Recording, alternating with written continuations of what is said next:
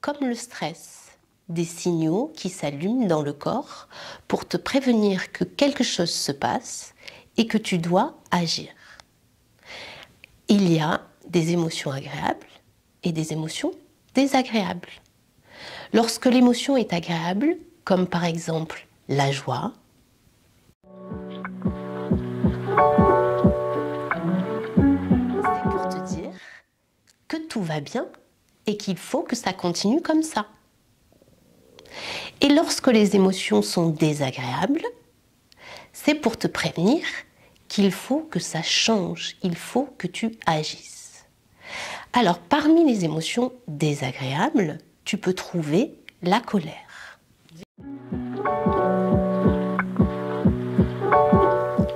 La colère, c'est simplement pour te dire qu'il se passe quelque chose que tu dois repousser, contre lequel tu dois lutter. Et c'est suffisamment fort et suffisamment désagréable pour que tu agisses. Il va aussi y avoir l'émotion de la peur.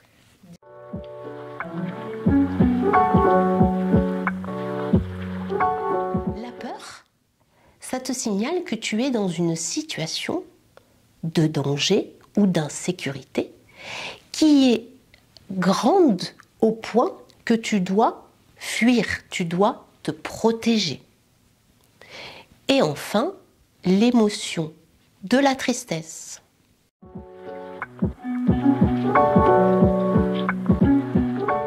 La tristesse, ça te dit que tu as perdu quelque chose. Il y a quelque chose que tu n'as plus. Et il va falloir que tu agisses pour accepter cette perte. Alors, il y a plusieurs émotions, je t'ai parlé de 3, et surtout ce sur quoi je veux insister, c'est le fait qu'elles sont désagréables. Mais c'est fait pour que tu réagisses.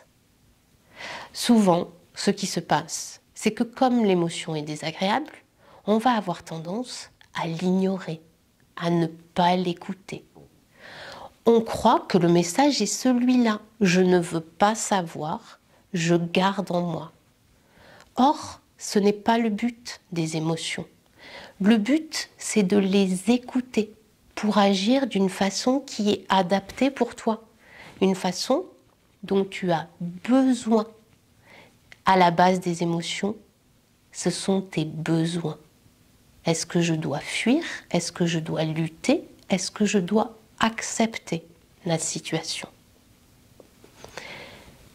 Souvent, on les ignore. Et puis, il y a aussi le fait, par exemple, dans notre enfance, où on n'a pas appris à les écouter. On n'a pas appris à les exprimer.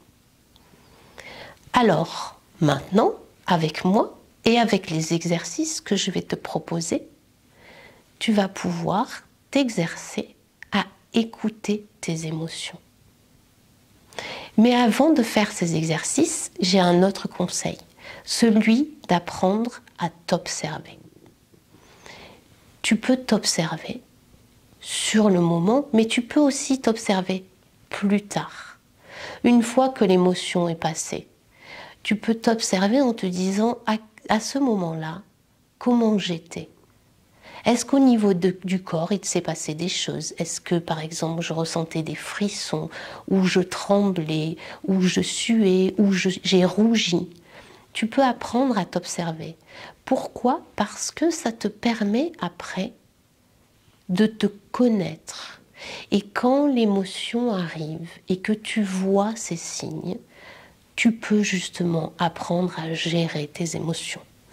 Plutôt que d'attendre au moment où l'émotion est là et qu'elle est trop forte, le fait de t'observer te permettra de les anticiper pour pouvoir les gérer.